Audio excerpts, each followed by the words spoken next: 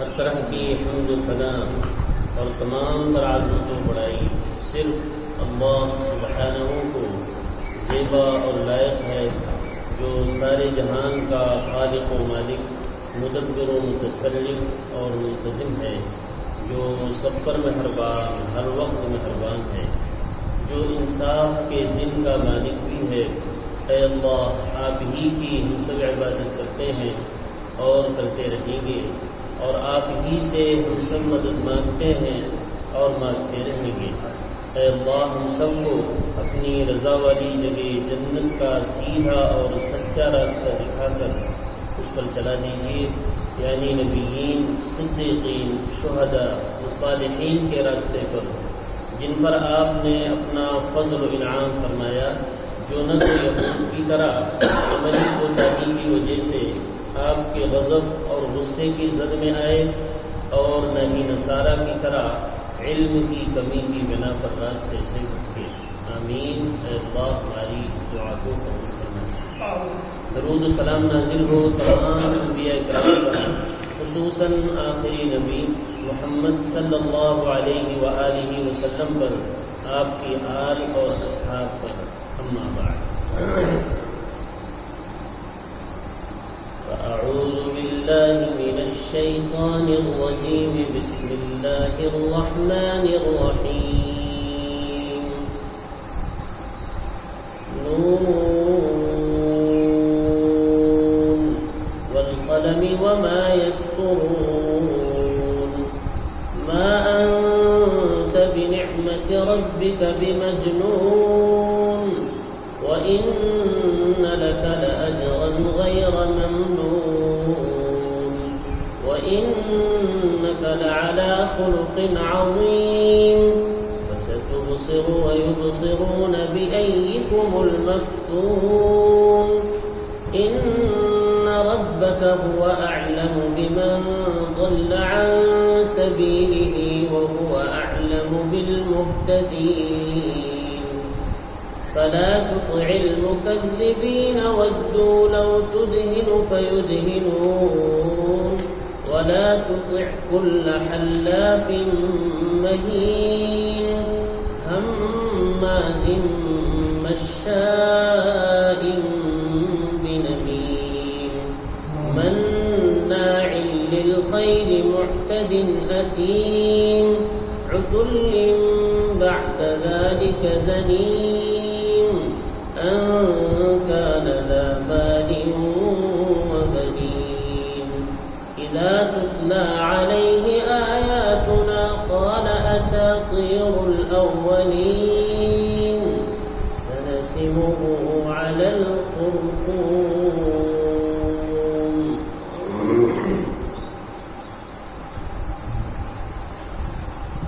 یہ سورہ قلم، سورہ نمبر 68 کی آیت نمبر 1 سے لے کر 16 تک۔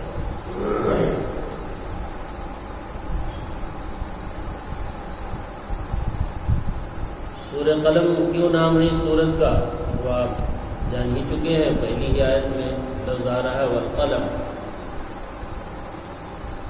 قلم وہی قلم لکھنے والا ہے۔ نون حروف مقطعات میں سے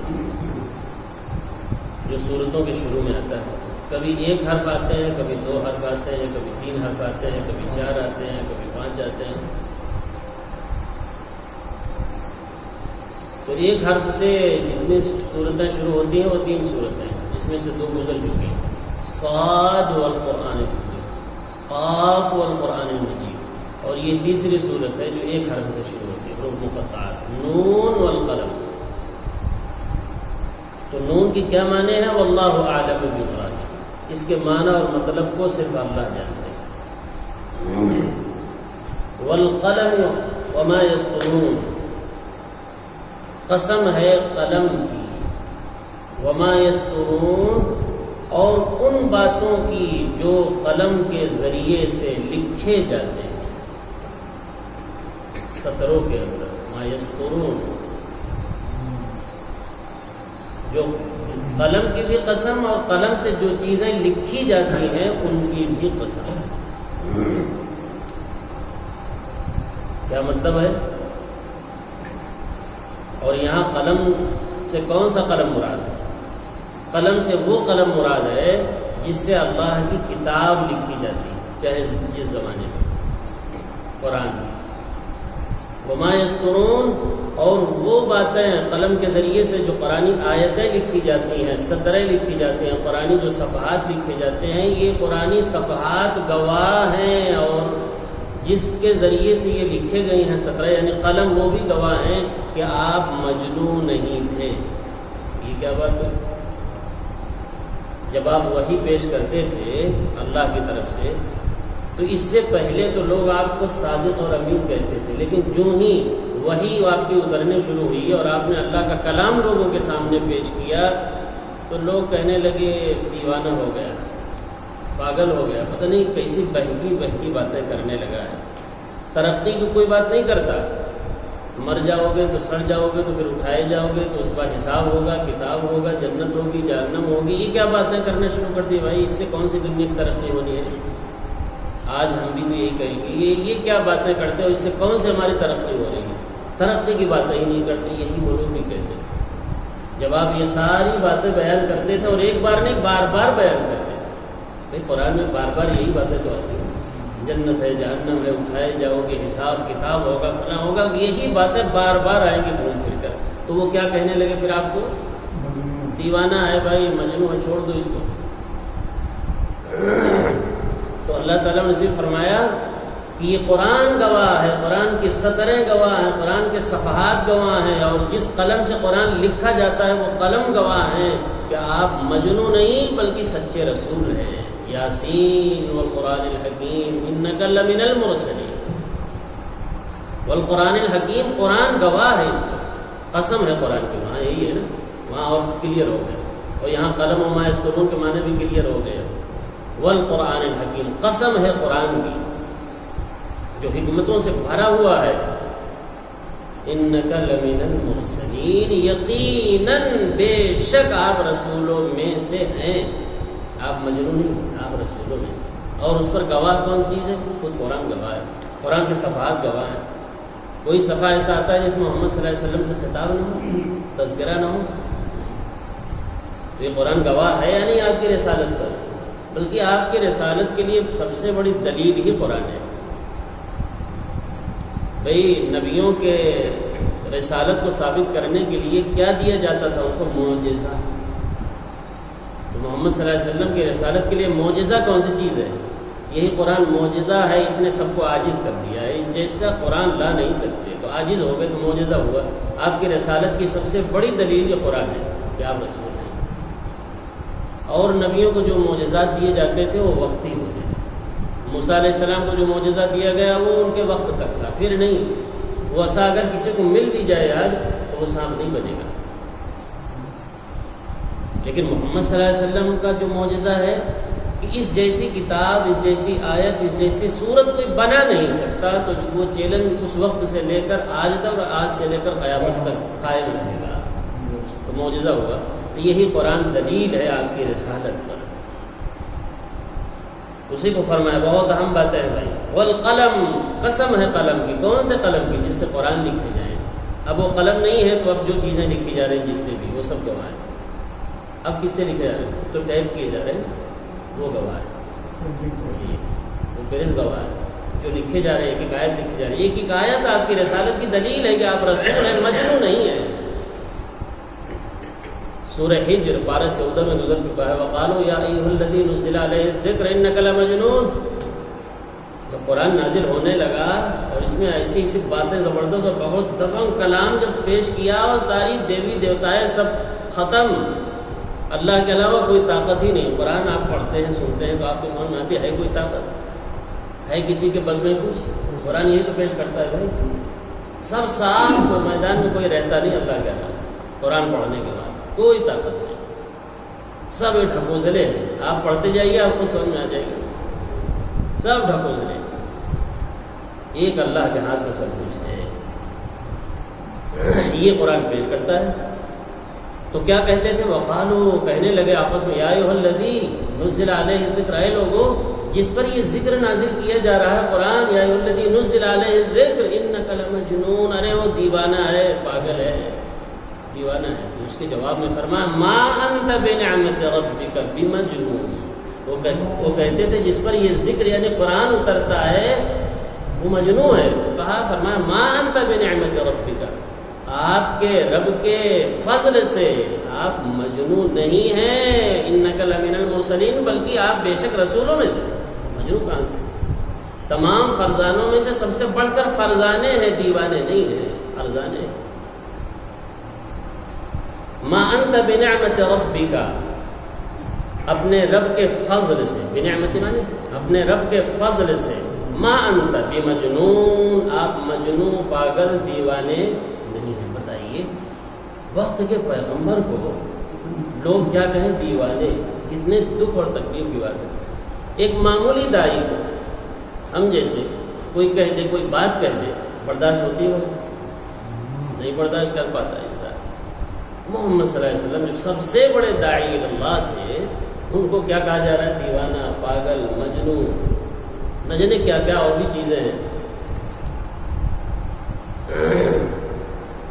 وَإِنَّ لَكَ لَأَجْرًا، اور یقیناً آپ کے لیے ایک لفظ پر دیکھیں، وَإِنَّ لَكَ لَأَجْرًا، اور یہ جو آپ کو دیوانہ کہتے ہیں، پاگل کہتے ہیں، اور آپ پھر عفو درگزر سے کام لیتے ہیں، تو اس پر ہم نے آپ کے لیے باقاعدہ اجر رکھا ہوا ہے. ظاہر سی بات ہے آپ کے لیے اس پر کیا ہے؟ کہنے دیجیے آپ کے لیے اس پر کیا ہے؟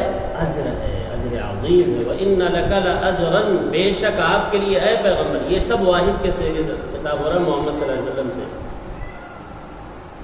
بے شک آپ کے لیے لَأَجْرًا، اجرن میں تنوین جو ہے نا دو زبر کی تعظیم کے لیے ہے، بہت عظیم اجر ہے. اسی لیے ترجمہ ہم نے کیا کیا، تنوین کئی طرح کی ہوتی ہے. تنوین کس کو کہتے ہیں؟ دو زبر، دو زیر، دو پیش کو تنوین کہتے ہیں. بے شک آپ کے لیے لَأَجْرًا، بہت بڑا اجر ہے. اور کیسا اجر ہے؟ غیر ممنون، کبھی ختم نہ ہونے والا اجر. آپ جو اللہ کی طرف لوگوں کو بلا رہے ہیں، قرآن پیش کر رہے ہیں، اس پر آپ کو کڑوی کسیلی تمام باتیں سننی پڑ رہی ہیں، تو اس پر اللہ آپ کو اجر دے گا، اور اجر بھی ایسا غیر ممنون ہوگا جو کبھی ختم نہیں ہوگا، ہمیشہ ہمیش وہ اجر باقی رہے گا آپ کے.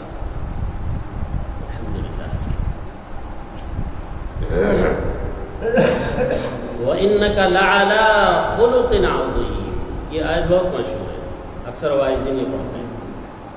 آپ اخلاق کے سب سے اونچے پیمانے پر آپ کو ہم نے رکھا ہے. مجنون کہیں بااخلاق ہوتا ہے؟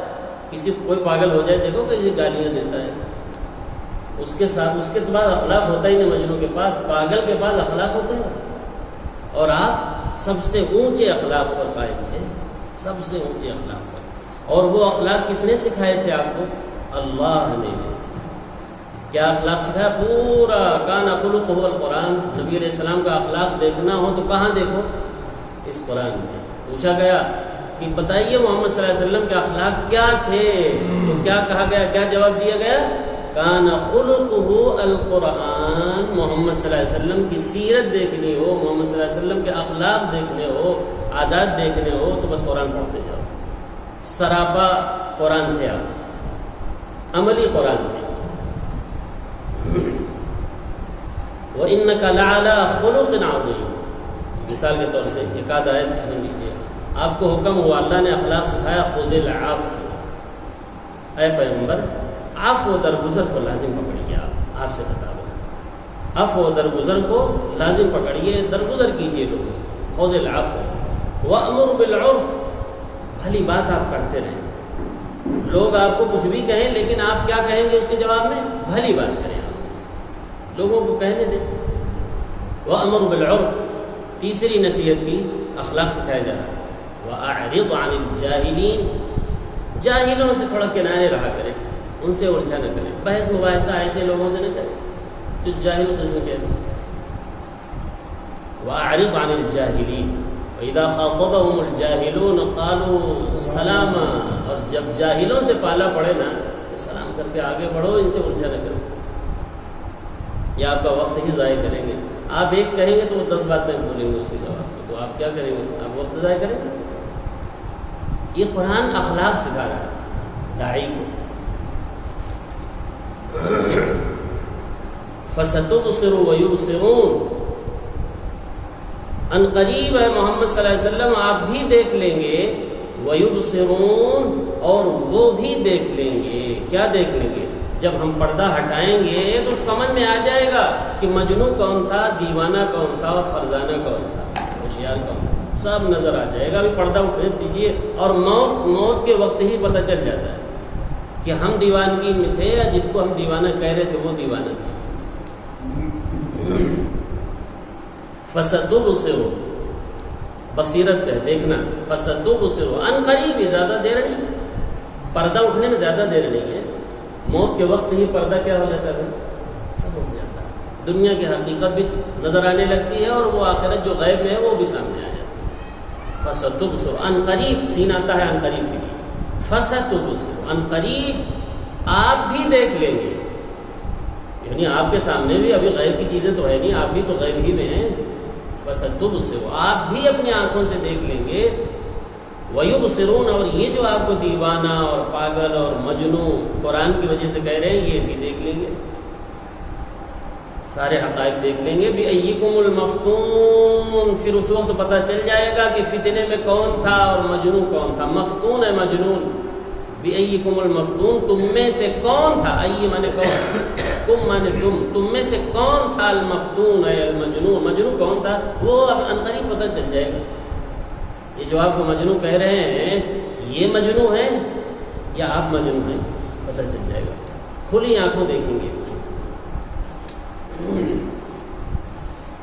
آپ کا رب تو جانتا ہی ہے، آپ بھی دیکھ لیں گے. آپ کا رب تو ابھی ہی جانتا ہے، لیکن چونکہ آپ عملی طور سے نہیں دیکھ رہے ہیں نا، صحابہ کرام نہیں جانتے ہیں.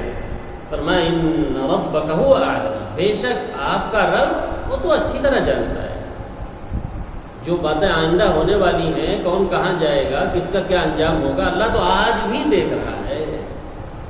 آپ دیکھیں گے جب پردہ ہٹے گا تب. اس لیے کہ غیب کی باتیں سوا اللہ کے کسی کو معلوم نہیں ہے. دعوے بہت بڑے بڑے ہیں اور پیغمبر کو کہا جا رہا ہے آپ بھی دیکھیں گے جب پردہ ہٹے گا. ان ربک بے شک آپ کا جو رب ہے هو اعلم وہی زیادہ جانتا ہے کس کے بارے میں، بمن ضل عن سبیلہ ان لوگوں کے بارے میں جو اس کے راستے سے قرآن سے ہٹے ہوئے ہیں. اچھی طرح جانتا ہے اور دیکھ رہا ہے. اچھا یہ لڑائی محمد صلی اللہ علیہ وسلم سے کس بنیاد پر تھی؟ یہ سوال ہے.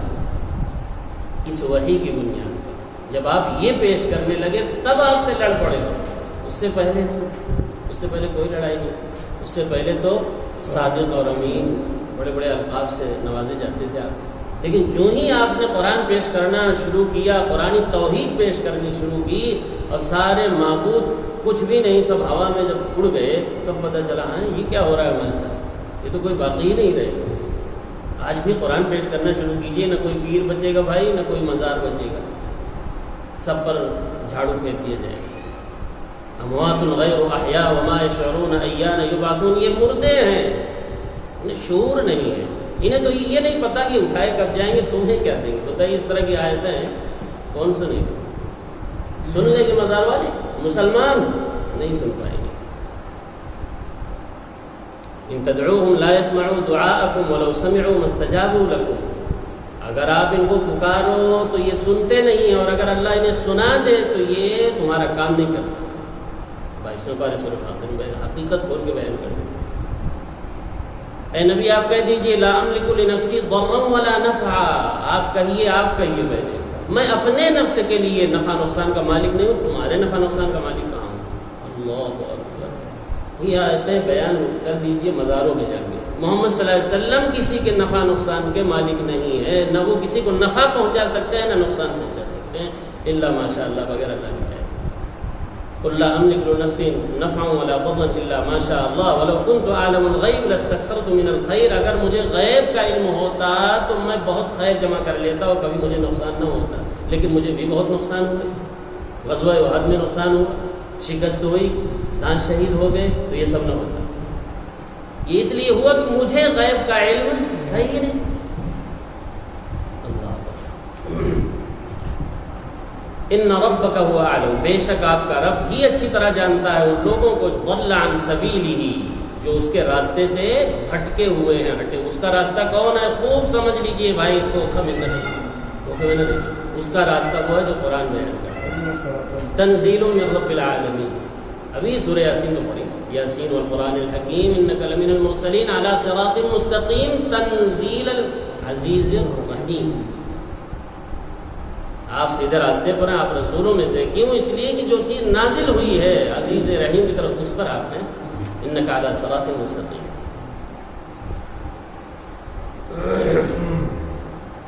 وَهُوَ أَعْلَمُ بِالْمُهْتَدِينَ، اور یہ بات تو ہم بار بار کہتے ہیں کہ اپنے آپ کو ہدایت پر اتنا ہی سمجھیے گا جتنا اس قرآن سے تعلق ہے، اس سے زیادہ نہ سمجھیے گا، دھوکے میں نہ رہیے۔ اتنا ہی ہمارا تعلق ہدایت سے ہے جتنا ہم اس قرآن سے قریب ہیں، اللہ سے اتنا ہی تعلق ہے جتنا ہمارا تعلق قرآن سے۔ وَهُوَ أَعْلَمُ بِالْمُهْتَدِينَ، بھائی وہاں تو دھوکہ کھلے گا ہی، لیکن وہاں دھوکہ کھلنے سے کوئی فائدہ نہیں ہوگا۔ دھوکہ کھلنے سے فائدہ جب ہوگا جب یہاں کھل جائے دھوکہ، اور ہم اس کتاب کو سے ہدایت لینے والے بن جائیں، یہاں دھوکہ کھلے۔ وَهُوَ أَعْلَمُ بِالْمُهْتَدِينَ، اور اللہ ہی وہ ہے جو اچھی طرح جانتا ہے ہدایت یافتہ لوگوں کو بھی جانتا ہے اور گمراہ لوگوں کو بھی جانتا ہے۔ کون گمراہ ہے، کون بھٹکا ہوا ہے اس کے راستے سے، ان کو بھی اچھی طرح اللہ ہی جانتا ہے، اور کون ہدایت یافتہ ہے ان کو بھی جاننے والا کون ہے؟ اللہ ہی ہے۔ فَلَا تُطِعِ الْمُكَذِّبِينَ، اے پیغمبر محمد صلی اللہ علیہ وسلم، جھٹلانے والوں کو، جو وحی کو جھٹلاتے ہیں، وحی کو ہلکا سمجھتے ہیں، اس کو خاطر میں نہیں لاتے ہیں، ایسے لوگوں کی اطاعت نہ کیجیے گا کبھی بھی ایسے لوگوں کی بات نہیں ماننا ہے۔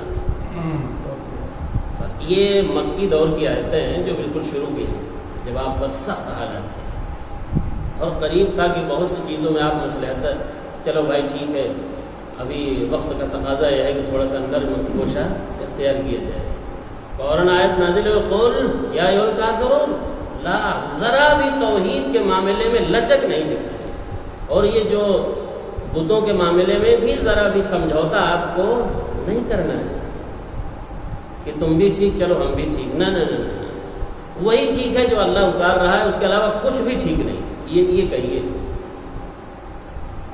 قل یا ایھا الکافرون، کیا آیت نازل ہوئی؟ قل، اے پیغمبر آپ کے، یا ایھا الکافرون، اے کافرون۔ انہوں نے کہا تھا نا، اے محمد بہت فساد مچ چکا ہے، گھر گھر میں لڑائی ہو چکی ہے تمہاری وجہ سے، باپ بیٹے سے الگ ہو گیا ہے، بھائی بھائی میں جھگڑا لگ گیا ہے، آپ ہی نے سب لگا دیا ہے، یہ کہتے تھے۔ ایسا کرو، سمجھوتا کر لو، 1 سال ہم تمہارے معبود کی عبادت کریں گے اور تم بھی ہمارے معبودوں کی عبادت 1 سال ہمارے ساتھ کرو، یہ طے ہوا۔ اسی پر پھر سورہ کافرون نازل ہوئی۔ قل، اے پیغمبر آپ ذرا اعلان کر دیجئے، کافروں سے بابا کے دوحل کہہ دیجئے، یا ایھا الکافرون، اے کافرو، اے منکرو اللہ کے، اے باغیو طاغیو، لا اعبد ما تعبدون، میں ایک لمحے کے لیے ان معبودوں کی عبادت نہیں کر سکتا جن کی عبادت تم کر رہے ہو، ولا انتم عابدون ما اعبد، اور سنو، ان کی عبادت کرتے ہوئے تم بھی اس معبود برحق کی عبادت کرنے والے ہو ہی نہیں سکتے ہو جس کی عبادت خالص میں کر رہا ہوں۔ یعنی اگر عبادت کرو بھی ان کے ساتھ تو وہ عبادت مانی نہیں جائے گی۔ حاصل یہ ہے کہ ولا انا عابد ما عبدتم ولا انتم عابدون ما اعبد، نہ تو میں کبھی عبادت کرنے والا ہو سکتا ہوں ان کی جن کی تم کرتے ہو، اور نہ تم اس حالت میں عبادت کرنے والے ہو سکتے ہو جن کی عبادت میں کرتا ہوں۔ لکم دینکم ولی دین، لہذا تمہارا دین تمہیں مبارک ہو، میرا دین مجھے مبارک ہے۔ توحید کے معاملے میں کوئی سمجھوتا نہیں۔ اسی کو نے فرمایا فلا تطع المکذبین، ان قرآن کے اور وحی کے جھٹلانے والوں کی تو بات ماننا ہی نہیں ہے۔ فلا تطع المکذبین، ودو، اور چاہتے ہیں یہ، اللہ تو دلوں کی بات جانتا ہے نا، ودو چاہتے ہیں یہ، ودو مانے چاہنا، وہ چاہتے یہ ہیں، لو تدہنوا، اگر آپ توحید کے معاملے میں تھوڑا لچک دکھا دیں اور نرم پڑ جائیں، مداہنت اختیار کر لیں، تدہنوا، نرمی اختیار کر لیں، تو فیدہنون، تو یہ بھی آپ کے بارے میں نرم ہو جائیں۔ یہ چاہتے ہیں کہ آپ توحید کی دعوت جو اتنا زوردار انداز میں دیتے ہیں، کسی کی گنجائش باقی ہی نہیں رہتی کسی دیوی دیوتا کی، اس میں تھوڑا سا لچک آپ پیدا کریں تو یہ بھی آپ کی مخالفت کرنا، ستانا آپ کو چھوڑ دیں گے۔ یہ چاہتے ہیں سمجھوتا ہو جائے۔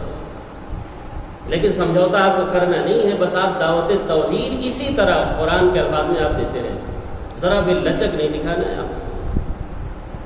خاص طور سے ولا تطع كل حلاف مہین، آپ کو اطاعت نہیں کرنی ہے، یہ تو عام کافروں کے بارے میں فرمایا، فلا تطع المکذبین، کسی بھی آخرت کو قرآنی باتوں کو جھٹلانے والے کی اطاعت نہیں کرنا، خاص طور سے جس کے اندر یہ 9 صفات پائی جائیں، ایسے لوگوں کو ذرا دیکھ لو بھائی، وہ صفات ذرا غور سے سن لیں، کہیں ایسا تو نہیں ہمارے اندر یہ صفات ہیں۔ فرمایا جا رہا ہے ایسے لوگوں کی بات آپ کو نہیں ماننی جن کے اندر یہ 9 صفات پائی جائیں۔ بہت توجہ سے سنیے جاگ کر کے۔ فرمایا بطور خاص آپ کو اطاعت نہیں کرنی ہے۔ نمبر 1 کل حلاف، حلاف مانے بہت قسمیں کھانے والا۔ جو بڑے بڑے سردار تھے نا، ان کی قوم تو سب جا رہی ہے محمد صلی اللہ علیہ وسلم کے پیچھے، ان کو بڑی فکر ہوئی، تو قسمیں خوب کھاتے تھے، یہ محمد جھوٹے ہیں، مجنون ہیں، اللہ کی قسم کھا کے کہتا ہوں یہی جو ہے برحق ہیں، جن 4 کو تم مانے ہوئے انہی سے سب کام بننے والا ہے، قسم کھا کے کہتا ہوں، خوب قسمیں کھاتے۔ قسمیں کھانے کی ضرورت کیوں پڑی؟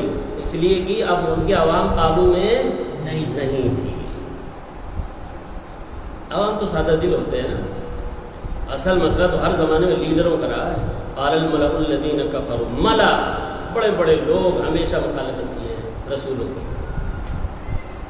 فرمایا ولا تطع، خاص طور سے اطاعت نہیں کرنی ہے، کل، ہر ایسے جھوٹے کی، جھٹلانے والے کی، جو حلاف بہت قسمیں کھاتا ہے۔ لوگوں کو بات منوانے کے لیے، جھوٹی بات منوانے کے لیے کیا کرنا پڑتا ہے لوگوں کو؟ پھر جب جھوٹی بات لوگ نہیں مانتے تو پھر لوگ کیا کرتے ہیں؟ قسمیں کھاتے ہیں، اور خوب قسمیں۔ حلف مانے قسم کھانا، حلاف مبالغہ ہے، بہت قسمیں کھانے والا۔ حلف لینا یہ تو ہمارے یہاں مشہور ہے، وہ لفظ تھوڑا بدل کے آ گیا، اس کی وجہ سے شاید آپ نہ پہنچ سکے ہو، پہنچ گئے آپ۔ حلف مانے قسم کھانا، حلف لینا۔ حلاف مانے بہت قسمیں کھانا ہے، مبالغہ ہے، تشدید لگا دیا تو مبالغہ ہو گیا۔ مہین اہانت سے ہے، بے قدر جو لوگ ہیں، بے وقات ہیں، ذلیل ہیں، رسوا ہے، کوئی حیثیت ان کی نہیں ہے، ایسے لوگوں کی بات آپ کو نہیں ماننا ہے۔ پتہ نہیں مہین جو لوگوں میں مشہور ہے کہ کوئی خاص حیثیت نہیں، مہین اہانت سے ہے۔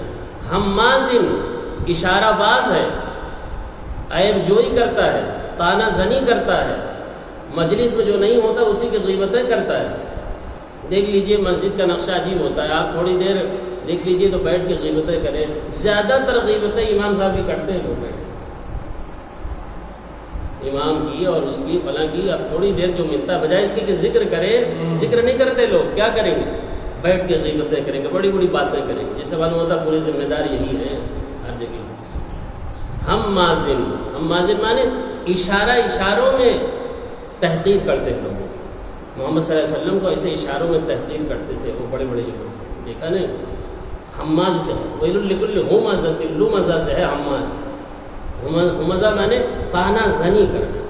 طعنہ زنی 2 طرح سے ہوتا ہے، ایک اشاروں سے بھی طعنہ ہوتا ہے اور ایک زبان سے بھی ہوتا ہے، دونوں اس میں شامل ہیں ہمزہ میں۔ حماز اسی کا مبالغہ ہے، بہت زیادہ طعنہ زنی کرنے والا، جس طریقے سے ممکن ہو، جیسا وقت ملے اس کوئی کسر نہیں چھوڑتے، کبھی اشاروں میں طعنہ زنی کرتے ہیں اور حقارت بیان کرتے ہیں محمد کی صلی اللہ علیہ وسلم کی، داعی کی، اور کبھی زبان سے بھی موقع ملتا ہے تو کہتے ہیں حماز۔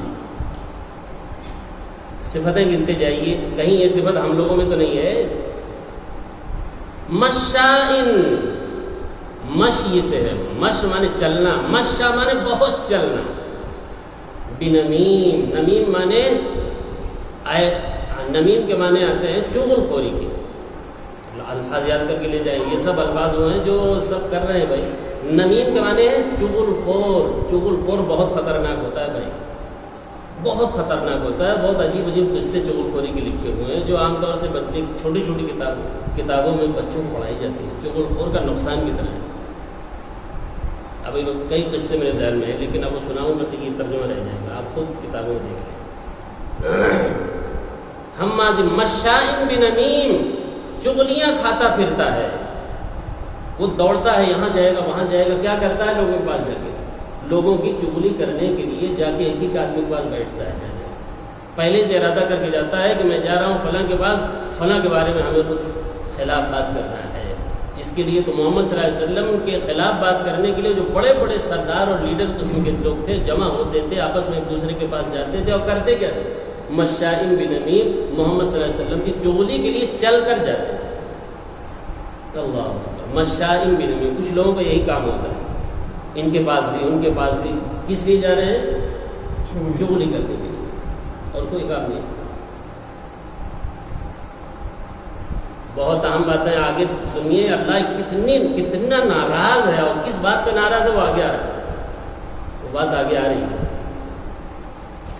ایک ایک صفتیں بیان کر رہا ہے۔ بنمیم مناع للخیر، منع سے منع کرنا، روکنا، منع مبالغہ سے بہت منع کرنے والا، کس سے؟ للخیر، خیر کا کام جہاں بھی ہوگا رکاوٹ بھی بنتا ہے، روڑا ہی بنتا ہے، داڑیاں بھی ہوتی ہیں، بڑے صافے بھی ہوتے ہیں، بسا اوقات پگڑی بھی باندھ لی، اور کام کیا ہے؟ خیر سے روکنا، قرآن سے روکنا۔ سب سے بڑا خیر قرآن ہے نا، آگے آ رہا ہے اذا تتلی علیہ آیاتنا، ہماری آیتوں کی تلاوت جہاں ہوتی ہے وہاں رکوا دو اسے،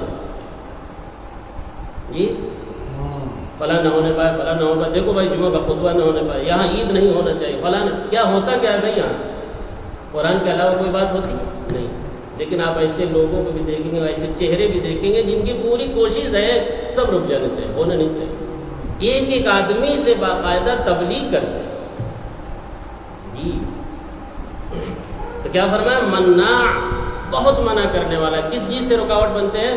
للخیر، جہاں بھی خیر، اور سب سے بڑا خیر کیا ہے؟ قرآن کا پھیلنا، قرآن کی آیتوں کا پھیلنا سب سے بڑا خیر ہے، تو اس کے لیے سب سے بڑی رکاوٹ بننے والا شخص، ایسے لوگوں کی فرمایا جا رہا ہے اطاعت نہیں کرنی ہے مسلمانوں، ان کو پہچان لو، ان چہروں کو، ایسے لوگوں کی اطاعت تمہیں کبھی بھی نہیں کرنی، فلا تطع، مصیبت بات چل رہی ہے بھائی، خیر کی رکاوٹ بننے والے، خیر سے مراد مال بھی ہے، مال جمع کر کے رکھا ہوا ہے، دیتا ہی نہیں، بینک کا پیٹ بھرا ہوا ہے، دیتا نہیں غریب کو، مناع للخیر، خیر سے مراد مال بھی ہے، خیر سے مراد وہ خیر بھی ہے جو ہم لوگ سمجھتے ہیں، خیر اور بھلائی سے رکاوٹ بننے سب سے بڑا روڑا، مناع للخیر، خیر کے لیے، قرآن کے لیے سب سے بڑا روڑا ہو، ایسے شخص کی بات ماننی نہیں چاہیے۔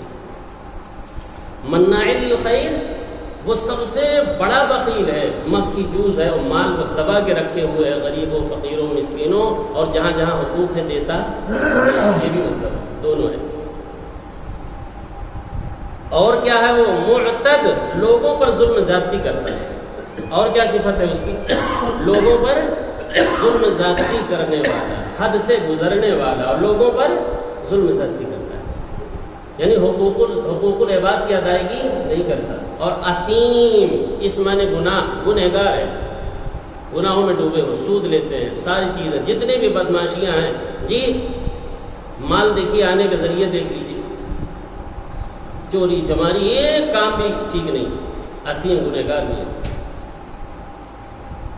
ایسے لوگوں کے بات بالکل نہ مانیں، اثیم گنہگار ہیں، حقوق اللہ کی عبادت، حقوق اللہ میں بھی کوتاہی اور حقوق العباد میں بھی کوتاہی، معتد، صفات گنتے جائیں، عتل، اجڑ قسم کا آدمی، بد مزاج ہے، بد اخلاق، عتل مانے اجڑ قسم کا آدمی،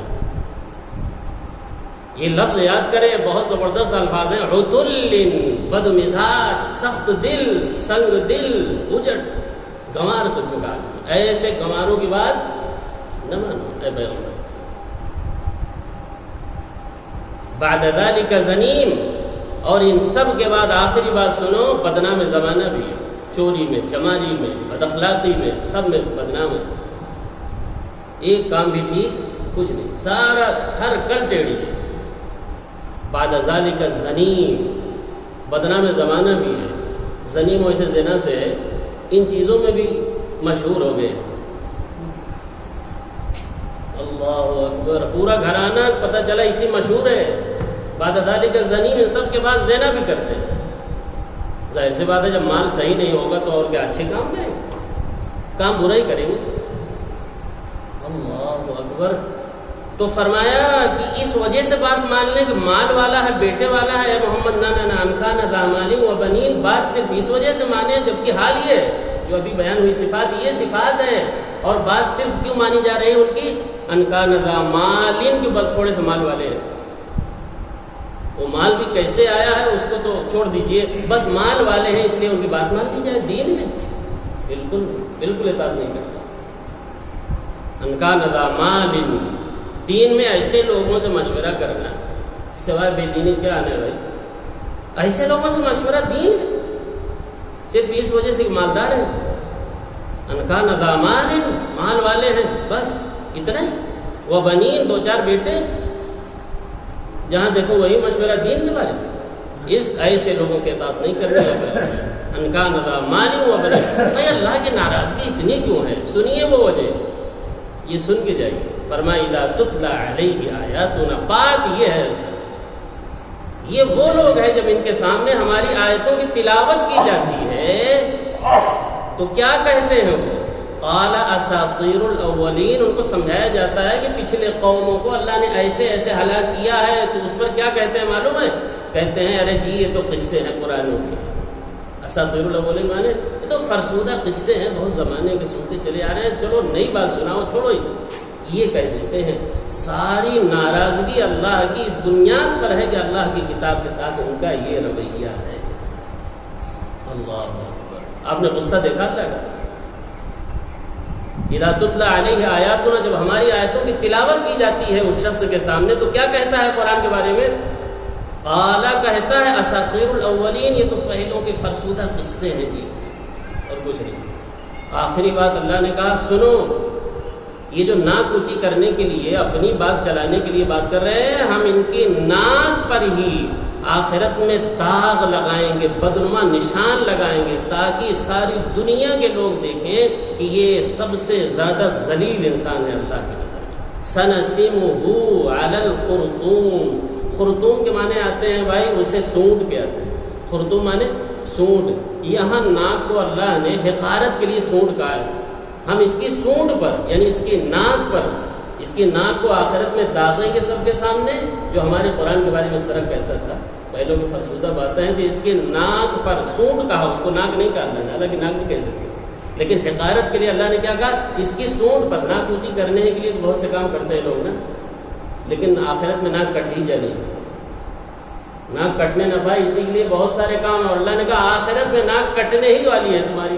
سنسمہ، ہم بدنما داغ لگائیں گے، نشان لگا دیں گے، داغ کر کے ایک نشان لگا دیں گے علی الخرطوم، اس کی ناک پر، تاکہ لوگوں کو پتہ چلے کہ اللہ کی نظر میں یہ آیتوں کی تلاوت کے بعد اس طرح کے نظریہ رکھنے والا، چاہے وہ اندر سوچ رکھتا ہو، زبان سے نہ کہتا ہو، لیکن وہ اللہ کی نظر میں بتایا جائے گا کہ سب سے زیادہ ذلیل تھا دنیا میں رہتے ہوئے۔